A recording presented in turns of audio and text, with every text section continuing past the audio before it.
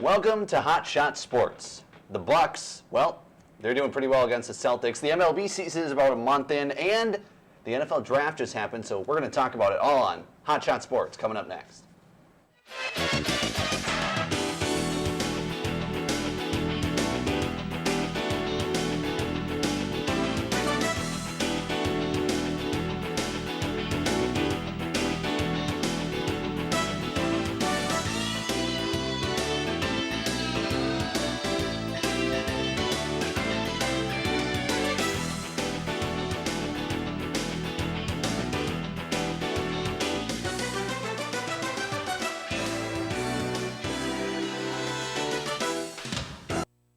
And welcome back to Hot Shot Sports. My name is Hunter Baumgart.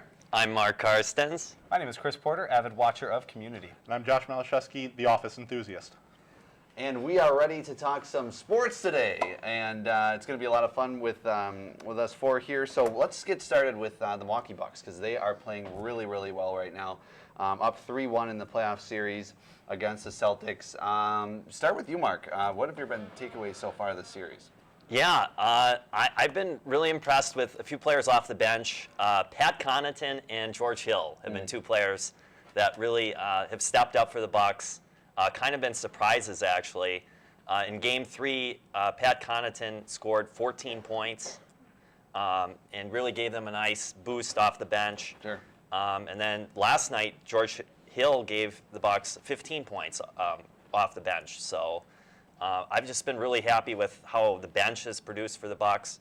And George Hill and Pat Connaughton, I think, are two players that are really kind of like, if they produce, then that just makes the Bucks that much more for sure. Dangerous and tough to beat. And they're already a great team, obviously. I mean, Giannis is phenomenal. I would say he's the best player in the NBA right now. And then Chris Middleton is a really good secondary player that I really like as well, that's been playing really well. So, I'm just really excited about the Bucks right now. Really happy they have a three games to one lead, which is huge. And I've just been really happy with how they played. Now, Chris, you have a Celtics jersey on, and they are down 3-1 to the Bucks right now. How are you feeling as a Celtics fan? Well, first, I'd just like to say that I decided to wear my Kyrie Irving jersey today because I only might have one more game with him on my favorite team. So, it's a very real possibility. At this point, I'm 50-50 on whether or not I'm okay with that. Now, Kyrie Irving went 8 for 22 in Game 3. Said he would never do it again. Decided to go 7 for 22 in Game 4. That's the story here, folks.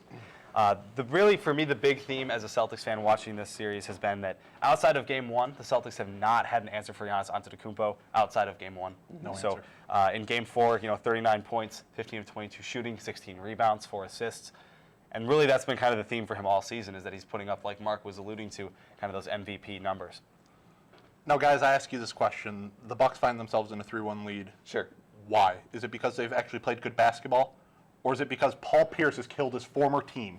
He has killed the Boston Celtics. After Game 1, you cannot go. Both. You cannot go onto live television after Game 1, playing the game for 2 decades, and just go, oh, it's a 7-game series. I understand that, but one game after the series, it's over. He has put a knife into his former team, and it might have just put the knife into his own broadcasting career, because I did a little digging on ESPN, got in touch with some sources, saying that his feud with Dwayne Wade could then materialize in Dwayne Wade taking Paul Pierce's job as an analyst at ESPN.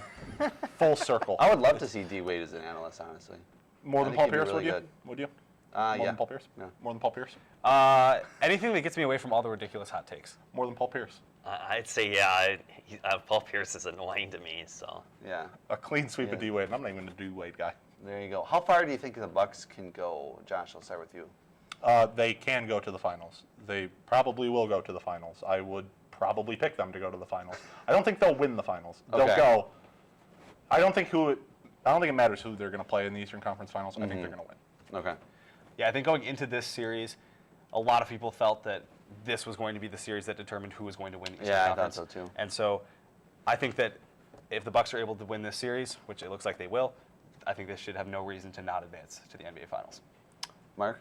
I'm even going to take it a step further. I think they can win the NBA Finals this year. I actually am starting to really like their chances, just with the depth that they have. I mean, Golden State obviously has an incredible starting five, but the Bucks have a deeper team. Yeah, with how they've played, I actually think they can beat the Warriors, possibly even in less than 7 as well. Nothing to bias or anything in your No, in my Giannis jersey. I just they've just played so solid these last 3 games. But moving on, the MLB is a month into the season thereabouts, about 35, 40 games for each team, which is close to about a fourth of the season. So kind of the biggest surprises so far. There are some teams that are at the top, say the Rays. Twins are also doing really, really well. Anybody have any big surprises so far in this season? I do. Yeah. The Minnesota Twins, you were just kind of alluding to it, but the Minnesota Twins to me are definitely a big surprise. I mean, I would have expected that the Cleveland Indians, would be the clear favorite, best team in this division, and the Twins have been playing really well. Been led by Jorge Polanco, their shortstop, who's been batting over 300. Has hit 6 home runs and 12 RBIs. Has had on the season, and then Nelson Cruz as well has been really good for them with their designated hitter, who's been batting .304 with 7 home runs and 21 RBIs. So those 2 players really have been pivotal pieces to the Twins, starting off 21-12, really good start for them to the season. So I would say the Minnesota Twins have definitely surprised me. My biggest surprise was another team that you alluded to, that you mentioned, was the Tampa Bay Rays. Tampa Bay Rays, 22-12. They are leading the AL East, 2 games up on I believe it's the New York Yankees are in second there. Yes, it is. Not overwhelming on offense are the Tampa Bay Rays. Brandon Lowe is hitting just .307, and Tommy Pham is hitting .302. Those are their 2 best hitters on their team, only barely batting above 300. Tyler Glasnow is an early Cy Young candidate. He is 6-0 on the season with a 1.47 ERA.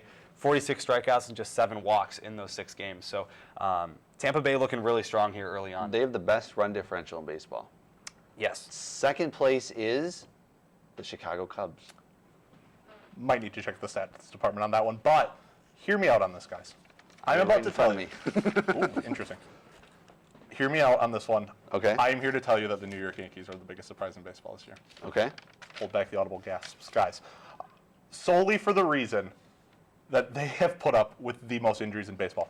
Dylan Betances, Luis Severino, James Paxton, Troy Tulowitzki, Greg Bird, Aaron Hicks, Giancarlo Stanton, Jacoby Ellsbury, Aaron Judge, Didi Gregorius, and those are just the guys with actual name value. I couldn't even tell you half the other guys. They're just on the injury list. 10 days, 60 days, doesn't matter. They have taken all those injuries, rode the ship, whatever, to a 20-14 record. And they are leading the AL wildcard chase, second place to the Rays. I think once they get back all these pieces, hopefully healthy. Watch out. Yeah, they can make a real run in the second half. No, that's true. Since you have a Cubs jersey, I'm just curious, how have you liked the Cubs so far? They huge weekend sweep over the Cardinals. Huge weekend sweep, huge ninth-inning blown lead last night. I was absolutely livid. To the worst team in baseball to lit up that's rough. lead in the ninth, lit up 3 runs. But no, I was obviously disappointed in how they started the season. Obviously, you don't want to start 2-7, you don't want to start 3-8. But I've been very happy. 16-4 in their next 20 games to take a lead in the Central. Now they're only a half game back. Right, and speaking of the NL Central, a lot of good teams in that division so far this year, especially, and we kind of knew that going in. You got the Cardinals, you have the Milwaukee Brewers, and you have the Chicago Cubs. And then Pittsburgh has done all right, and the Reds, well, they're the Reds. So Positive run differential, though, is the last place team. That's true. That's true. Positive run differential, and like we just said, the Cubs have a good run differential. Who of these 3 teams, who's gonna pull away in the end and win this division? Mark. I mean, I'm a little biased, I'll admit. I'll say the Milwaukee Brewers. I just have really loved what I've been seeing from Christian Yelich, who I think, again, could get another MVP to his resume. He's just been fantastic. He's hit already 15 home runs. He's close to 40 RBIs already on the season. So he's just been tremendous. And then Zach Davies has been really a surprise to me, who's pitched for the Brewers, has under 1.5 ERA, which is incredible. I believe he's 4-0 on the season. Sounds right. And he's just pitched really well for the Brewers this year. And then also Josh Hader has just been blowing away batters and just been really good out of the Brewers bullpen. Has had 36 strikeouts in a really limited amount of innings so far in the season. So the Milwaukee Brewers, to me, I think are the strongest top to bottom team in NL Central. And you mentioned Christian Yelich being in contention to win that MVP award. The biggest thing for me that I think is going to influence that is actually the play, not of Christian Yelich himself, because we know what he's capable of doing, but it's going to be the guys around him, specifically Ryan Braun. So Yelich usually hits in the 2 spot, Braun in the 3 spot. We've seen a lot of teams actually intentionally walk Yelich in certain situations to bring up Ryan Braun. If Ryan Braun's able to make teams pay by collecting hits, that's something that's going to actually improve Yelich's numbers because teams will be forced to pitch to him, given that he has someone solid right after him. So Ryan Braun, in the 18-inning game against the Mets a few days ago, actually had 6 hits and raised his batting average from 226 to 256 in just one game. Currently hitting 252, and so it's going to be key for him to start getting into those 260s, those 270s, if Christian Yelich is going to continue putting up big numbers. No, exactly. Water always finds its level. Don't need to know science to know that. The Cubs, after a disappointing 95-win season, say that again to yourself, a disappointing 95-win season, they're back. They were not back the first 11 games of the season. They are back now. They are back. The one reason why I think they can make a run here is that they're getting great production out of Baez, Contreras, Hayward. Jason Hayward, good production, somehow, some way. Where this offense has room to grow is in their top 3 parts of their order. I don't care who's leading off. Most days it's probably going to be Ben Zobrist, a consummate professional. Chris Bryant, former MVP, Anthony Rizzo, a model of consistency. 25-plus home runs, 100-plus RBIs. Lock that in the bank. That always happens. Set your watch to it. But getting growth out of the top 3 spots in your lineup just shows like that they have so much potential and room to grow still. And they've been dominant the last 20 games. And I'm wondering if it can even get better. Because It's possible. I think it can. I think it can, just from the top of that order. One thing I'll mention too, because I think the Brewers should feel the same way as well. You know, the Brewers had kind of a rough start to the season, starting out 10-10 on the year. But when you look at the fact that they played 2 series against the Cardinals and 2 series against the Dodgers in those first 20 games. Super tough schedule to start the season. Super tough, yes. So I'm expecting, like you said, kind of water to kind of level out. I think the Brewers are going to start to see their record improve even more. I think this is going to be a dogfight till the end of the season. I think all 3 of these teams. I think the Cardinals are going to be right in as well. I think they're going to be, to all the way to the end. They could even win it, I think, this year. But we'll see. So heading now, switching a little bit, switching gears. The NFL draft took place, it will be 2 weeks on Thursday, if I remember right. So the NFL draft, and any big surprises, takeaways for you guys, Josh? Start with you. I'm not going to lie to anybody here. I solely watched the first round of the draft. I couldn't care any less about rounds 2 through 7, to be quite honest. To be honest, after like the 12th pick, it didn't matter. Yeah. I mean, I was all hyped for the Vikings' 18th pick, and then we took an offensive lineman, which makes sense. But you're not not flashy. You're not going to tell me to care about taking an offensive lineman in the first round. No, my only 2 bullet points were Daniel Jones. A little Eli Manning with a little less pizzazz, if it's even possible. I love draft storylines that center around just people being unhappy. Which then leads me to my next point of the stunned Raiders guy, about them taking Clelin Ferrell at number 4. Like, I like Clelin Ferrell, definitely a first-round guy, but to go number 4, like, you weren't going to convince me or anybody that was going to happen. Or that guy. Yeah, or that guy. That is just the biggest yikes look of all time right there. So those are my 2 big storylines, just because it made a lot of people unhappy. One of my big storylines was actually something that I thought went by very, kind of on the low key. Very underrated draft. Not necessarily the winner of the entire draft, but I did really, really like what the Atlanta Falcons were able to accomplish with their picks. So in just the first round alone, took a guard Chris Lindstrom from Boston College, as well as Caleb McGarry from Washington. So these are 2 guys that, even though they're not the flashiest players, they are going to be able to protect Matt Ryan, who is 33 years old. The Falcons still believe that they can win with him. He's just a couple of years off of his MVP season and off of a Super Bowl appearance. And so if you're the Falcons, you're not necessarily looking to rebuild, you're looking to retool. And I think that these 2 offensive linemen in the first round are going to be huge in retooling. They really regressed last year. I was surprised about that. They did. 5, 6 wins. The other thing that's going to be interesting is to see who replaces Tevin Coleman. Yeah. So the Falcons did draft 2 running backs. I think it was the 5th and 7th rounds. So it's going to be interesting to see if either of those guys can step up and kind of keep that committee alive and well in Atlanta. Yeah, for sure. Mark, quickly, any big thing? Yeah, I was just going to say a couple steals. Greedy Williams and Dwayne Haskins I thought were steals in the Sure. draft. And then a couple that I thought were reaches were Daniel Jones and then Colleen Farrell. Gotcha. Sounds good. Well, we are going to take a quick break. When we come back, well, it's time for some tears, cheers, and jeers. Don't miss it. We'll be right back.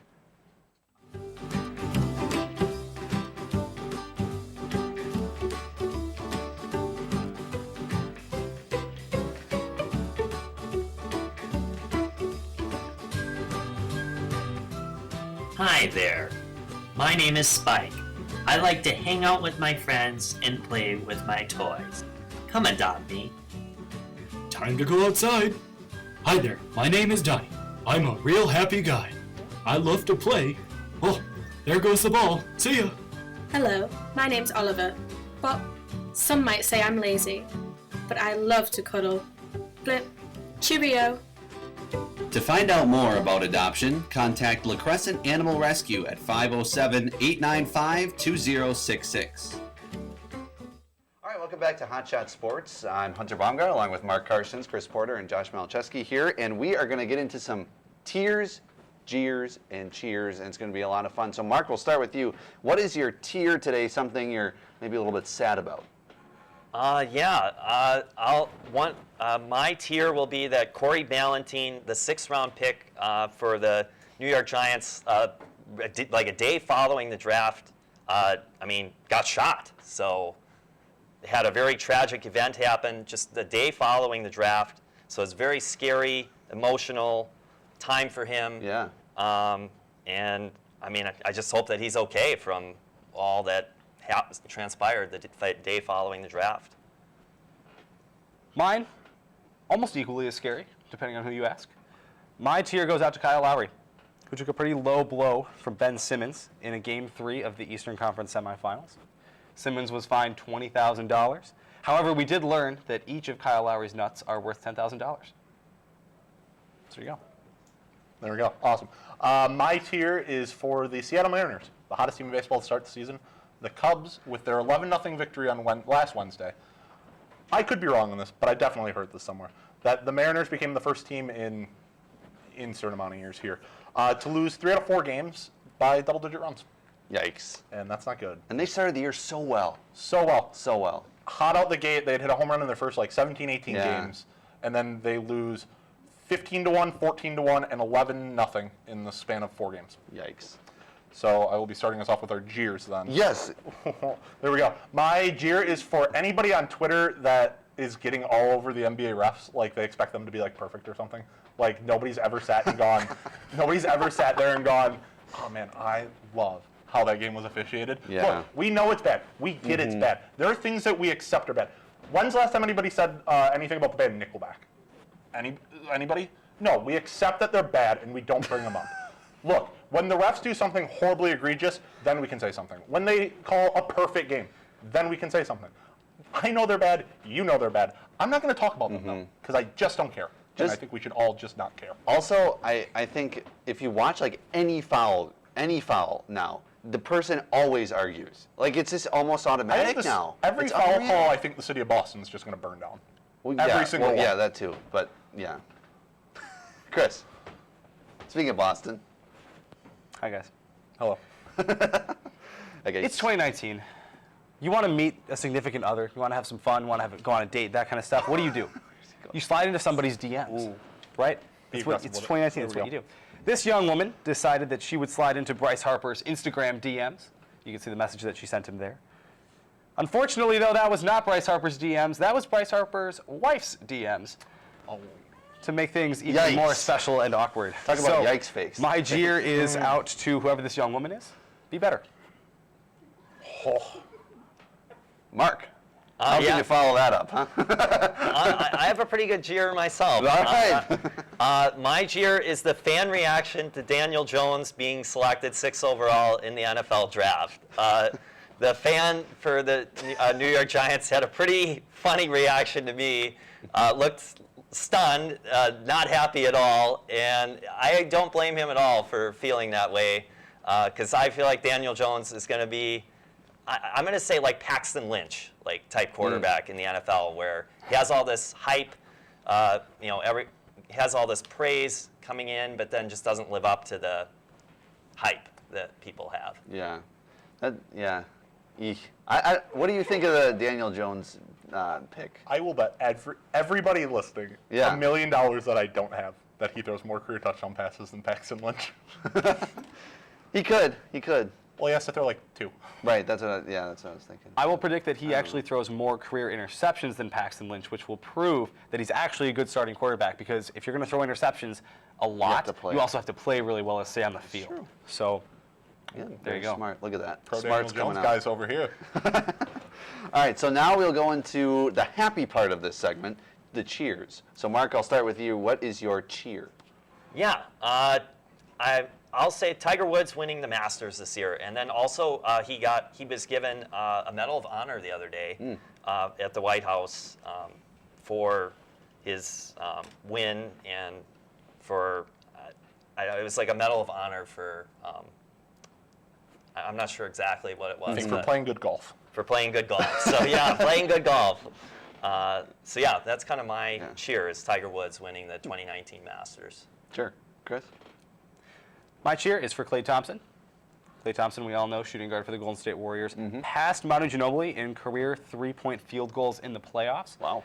Klay Thompson has 327 of those. He is 50 behind LeBron James and is 4th all-time in the NBA.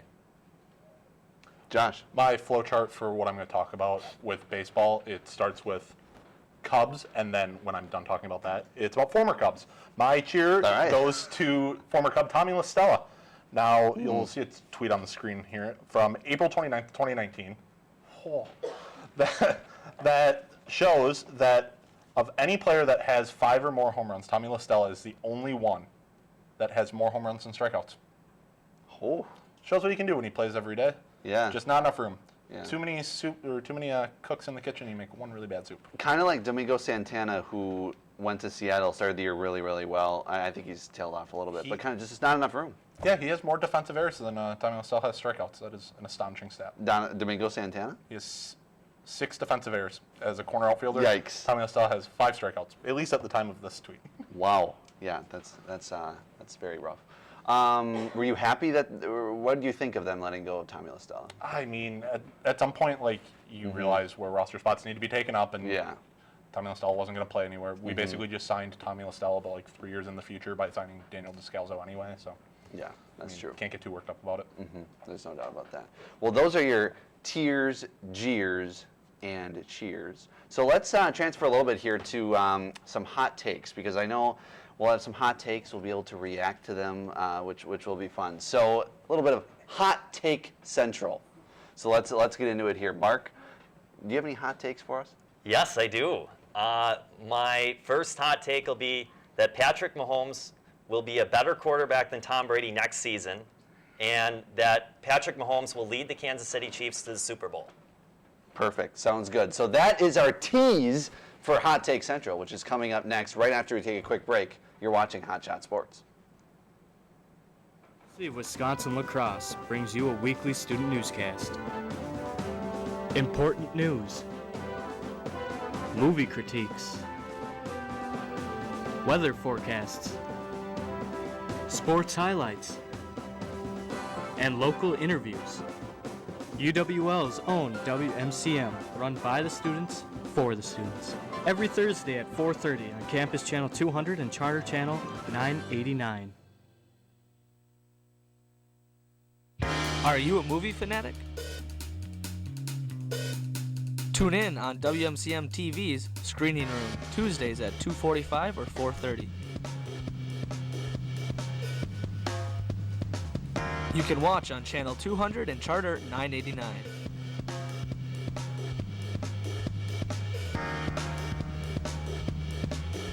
See you on Tuesdays for Screening Room.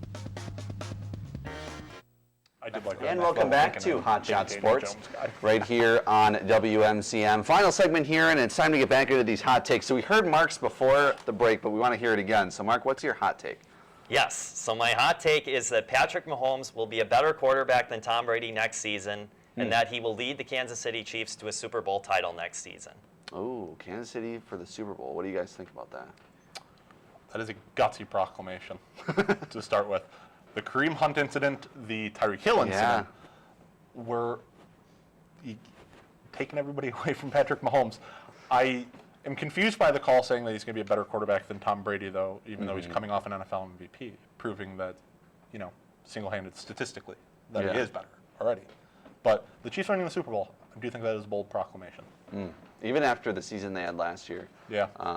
And getting to the AFC Championship game and basically almost winning it before they went on. Chris, hot take for you. I mean, in terms of Mahomes being better than Brady, I mean, Josh hit the nail on the head there with the whole, already won an MVP. So single-handedly, statistically already better. But can we just say that, like, Brady's, 43, 42 years old? Yeah. I sure hope Patrick Mahomes can be better. Right. I'm going to switch it back to the NBA playoffs for my hot take. Yes, go ahead. My hot take is that I believe, I don't know when Game 5 is going to be played between the Warriors and the Rockets. Tomorrow. But my hot take is that the Rockets will win Game 5, Okay. but lose the series. Ooh. I think the Rockets will take a 3-2 series lead. Ow! Below Game 6 at home. Game 7 back at the Oracle.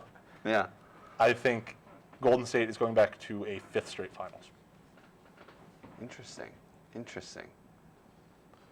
Yeah, we're all kind of stunned here. Chris, your reaction? I don't Because even they would know have what to lose say. two. So you're saying they lose Game 5, so then they're down, or They're down win, 3-2. They're down 3-2. The Warriors will be down 3-2. Okay. They will win Game 6 6 and 7, 7.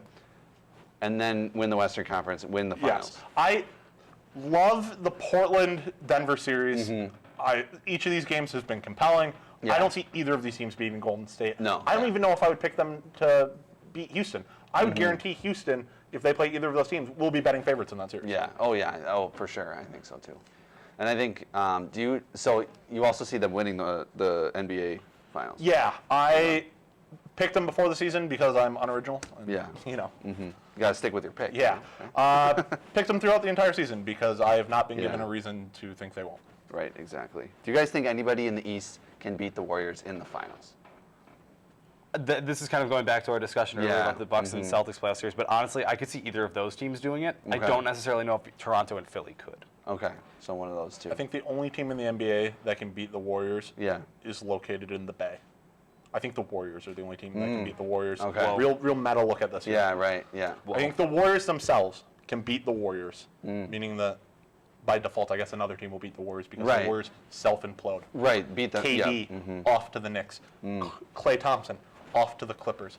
The blowing up of a dynasty, and we will watch it unfold before our eyes. Yeah. That'd be interesting. Implosion. Chris, hot take.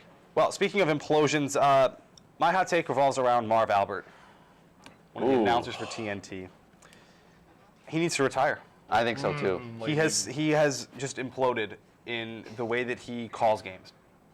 He doesn't know who's shooting the ball half the time. He doesn't know where they're shooting the ball half the time. He doesn't know if it's a 3 or a 2.